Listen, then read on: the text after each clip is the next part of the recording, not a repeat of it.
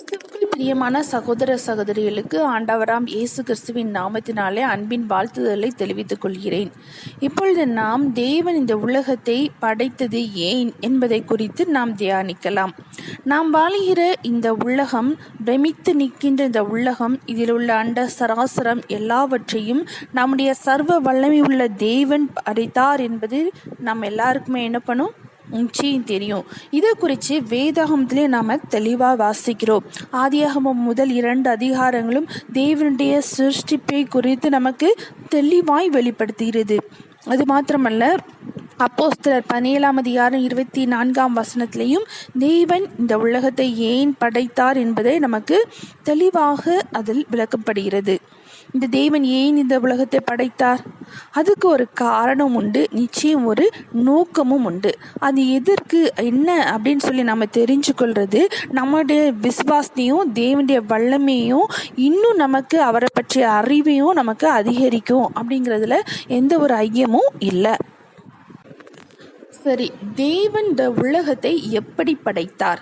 So நம்ம first ஏன் இந்த தேவன் உலகத்தை படைத்தார் அப்படிங்கிறதுக்கு முன்னாடி நம்ம எப்படி இந்த உலகத்தை படைத்தார் அப்படிங்கிறத நம்ம பார்த்துக்கலாம். சங்கீதம் 33 அதிகாரம் 6 நம்ம வாசிக்கிறோம். கர்த்தருடைய வார்த்தையினாலே வானங்களும் அவருடைய வாயின் சுவாசத்தினாலே அவைகளின் சர்வசேனையும் உண்டாக்கப்பட்டது. ஸோ எப்படி இந்த வேர்ல்டு உண்டாச்சா? கர்த்தருடைய வார்த்தையினால உண்டாயிடுச்சு. அதை இது இன்னும் புதிய ஏற்பாட்டில் இதற்கு நம்ம குறித்து வாசிக்கிறோம். 2 பேதுரு 3 அதிகாரம் 5 நம்ம வாசிக்கிறோம். பூர்வ காலத்தில் தேவனுடைய வார்த்தையினாலே வானங்களும் ஜலத்தினின்று தோன்றி ஜலத்தினாலே நிலை கொண்டிருக்கிற பூமியும் உண்டாயின. ஸோ தன்னோட வாயிலிருந்து பிறந்த ஒவ்வொரு வார்த்தையினாலேயே தான் தேவன் என்ன பண்ணியிருக்காங்க, இந்த உலகத்தையும் அதில் உள்ள அனைத்தையும் என்ன பண்ணியிருக்கிறாங்க, உண்டாக்கி இருக்கிறாங்க. அது மாத்திரமில்ல, தேவன் எல்லாவற்றையுமே என்ன பண்ணியிருக்காங்க, நல்ல ஒரு திட்டத்தோடு படைத்திருக்கிறாங்க, ஒரு ஒழுங்குமுறையின்படி படைத்திருக்கிறாங்க. ஸோ ஒரு 6 days creation and 7th day என்ன பண்ணியிருக்கிறாங்க, ரெஸ்ட் எடுத்திருக்கிறாங்க. 1வது நாள் ஒரு வெளிச்சம் உண்டாக்குனாங்க. ஸோ 2nd day ஆகாய விரிவு, அண்ட் 3rd day மரங்கள், செடிகள், கொடிகள் இதெல்லாத்தையுமே கிரியேட் பண்ணாங்க. 4th day சூரியன், சந்திரன், நட்சத்திரங்கள் எல்லாம் கிரியேட் பண்ணாங்க. ஸோ 5th day பறவைகளையும் நீரில் வாழ்கிற ஜந்துக்கள் எல்லாத்தையுமே என்ன பண்ணாங்க, கிரியேட் பண்ணாங்க.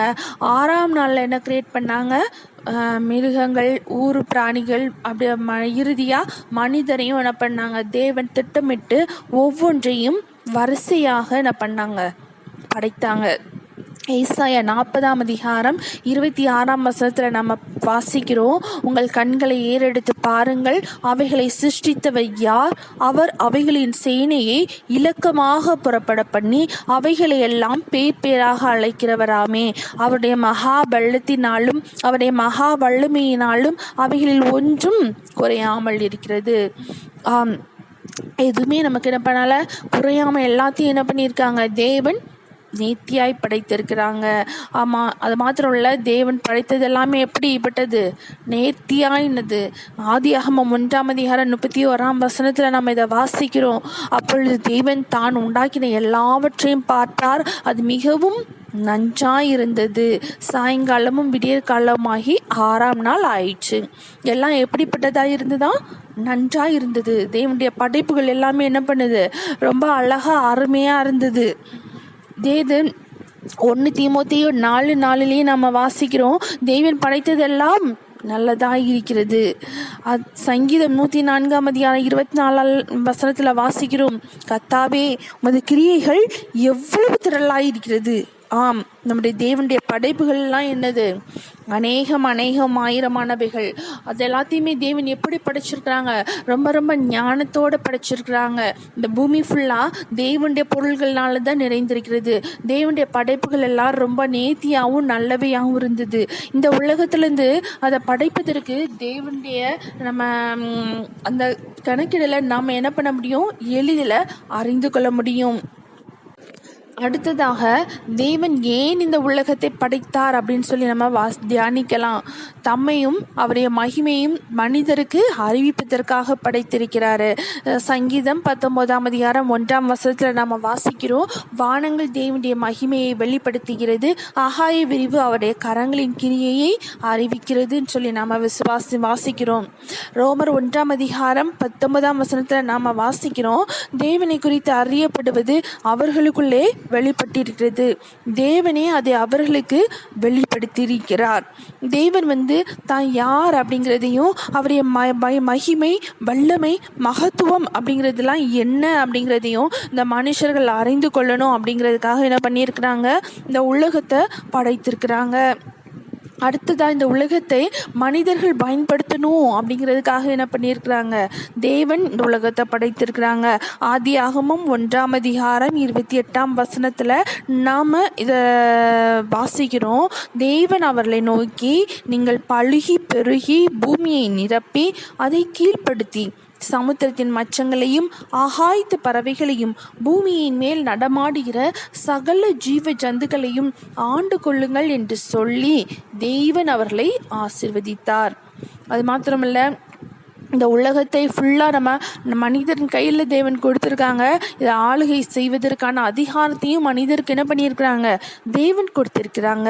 அப்போஸ்தலர் 17ஆம் அதிகாரம் 26ஆம் வசனத்தில் நம்ம இன்னும் வாசிக்கிறோம், மனுஷ ஜாதியான சகல ஜனங்களையும் அவர் ஒரே இரத்தத்தினாலே தோன்ற பண்ணி பூமியின் மீதெங்கும் குடியிருக்க செய்து முன் தீர்மானிக்கப்பட்ட காலங்களையும் அவர்கள் குடியிருப்பின் எல்லைகளையும் என்ன பண்ணியிருக்கிறாங்க, குறித்திருக்கிறாங்க. இந்த உலகத்தில் மனுஷங்களாகிய நாம் எல்லாமே என்ன பண்ணுறோம், குடியிருந்து இந்த பூமியில் உள்ள எல்லாத்தையுமே நாம் ஆண்டு கொள்ளணும்னு சொல்லி தேவன் நமக்காக இந்த உலகத்தை படைச்சி நமக்கு கொடுத்து இந்த மனுக்குலத்தை என்ன பண்ணியிருக்கிறாங்க, அதிகமாய் தேவன் என்ன பண்ணியிருக்காங்க, ஆசீர்வதிச்சிருக்கிறாங்க. இந்த உலகமும் அதில் உள்ள எல்லாமே தேவனாகிய கர்த்தருடைய கரத்தின் கிரியைகளில் தான் என்ன பண்ணுறது, இது அறிவிக்கிறது. மனிதன் வாழ இது உலகம் எனது தகுதியானதாய் தேவன் என்ன பண்ணியிருக்கிறாரு, இந்த சிருஷ்டித்திருக்கிறாங்க. பரலோக தேவன் அவருடைய வார்த்தையினாலே அருமையாய் திட்டமிட்டு நேர்த்தியாய் இந்த உலகத்தை படைத்து அவருடைய கரத்தின் கிரியையை வெளிப்படுத்துவதற்கு, மகிமையை வெளிப்படுத்தும்படி மனிதன் இந்த உலகத்திலே மகிழ்ந்து வாழும்படியாக என்ன பண்ணியிருக்கிறாரு, இதை சிருஷ்டித்திருக்கிறார். தேவன் நம்முடைய கையில் கொடுத்திருக்கிற இந்த தேவனுடைய சிருஷ்டிப்புகளை நாம் தேவனுடைய மகிமைக்கு ஏதுவாய் நாம் பயன்படுத்தணும். நாம் செஞ்ச ஒவ்வொரு காரியங்களும் தேவனை மகிமைப்படுத்தும்படியாய் நாம் இந்த உலகத்திலே வாழ்ந்து தேவனுக்கு சாட்சிகளாய் நாம் மறிக்கணும். கர்த்தர் தாமே அந்த கிருபையை நம்ம ஒவ்வொருவருக்கும் தந்து நம்மை வழி நடத்துவாராக. ஆமேன்.